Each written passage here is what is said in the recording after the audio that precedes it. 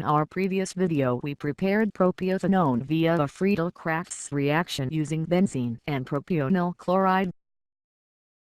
We have discovered a different way to perform the reaction using much more OTC propionic acid. You do however need phosphorus pentoxide, but this is more accessible than the powerful chlorinating agents. We'll show you how we did it. First of all, set up a 250 ml flask equipped with a strong stir bar and on a hot plate. Measure out 50 ml of benzene. This is in excess of what we need for the reaction and will also act as a solvent. Add this to the flask.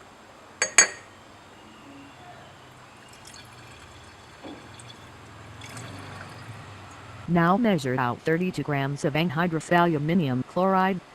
You can check out our other video for details of how to make this using zinc chloride. Keep this tightly wrapped up because it will fume on exposure to moisture in the air. With stirring on vigorously, carefully add the aluminium chloride to the benzene in the flask. If your benzene is dry, you won't get any fireworks.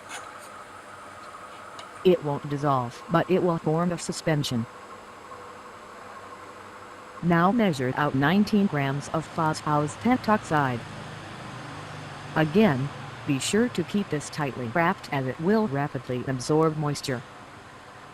With stirring continuing, add this to the flask. If your benzene isn't dry, then you will have a big surprise at this point. The slurry of solid is quite thick but still able to be stirred.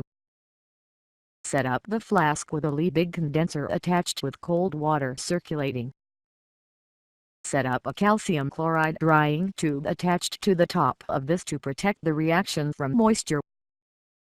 Now weigh out 15 grams of propionic acid, and get the dropper ready so that you can drip it into the reaction. Remove the drying tube and start strong ventilation. Now begin a very slow addition of the propionic acid through the top of the condenser. As you add, the temperature will increase rapidly, and you'll see clouds of HCl gas start to form. Keep the addition dropwise to begin with, otherwise the mixture could boil violently. Soon the reaction starts to boil on addition of the acid, and you'll see a lot of HCl fumes escaping. Here we are on complete addition. Now heat the mixture to keep it at reflux. The mixture will foam slightly, so be careful with this. Remember to reattach the drying tube once addition is complete. On refluxing, foam will increase temporarily, and what you can see here is as bad as it got for us. Now leave the mixture stirring and refluxing for 2 hours. During this time you will see some changes in the consistency and color of the reaction mixture. The mixture will turn brown and then finally very dark. It will also turn quite solid and stirring will become impossible. We detached the condenser temporarily after an hour and stirred the mixture by hand using a metal spatula for a few seconds. After 2 hours, remove the hot plate and allow to cool right down. The mixture is too thick to pour, so we experimented with a few drops of water to see how vigorous the quenching reaction was. The water boils after a few seconds but not violently. So we measured out 50 ml of ice cold water and added this to the flask. When the liquid started to boil, we added a further 50 ml of ice cold water. The reaction never got uncontrollable, but we recommend being very careful with this step. Once this died down, we were left with an organic layer and an aqueous layer containing a precipitate. Measure out 10 ml of concentrated hydrochloric acid and add this carefully to the flask. Some further heat is generated. Allow to cool, and then pour into a separating funnel.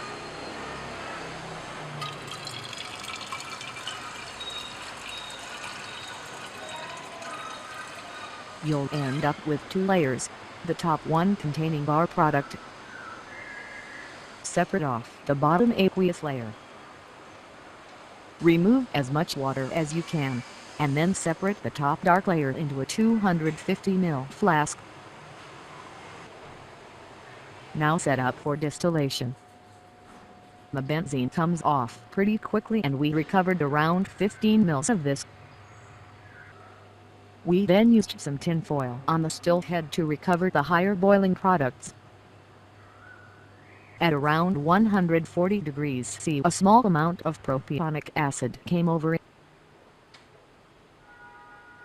We then prepared a weighed flask, and collected the distillate coming over above 160 degrees C. This was a yellow color, as you can see.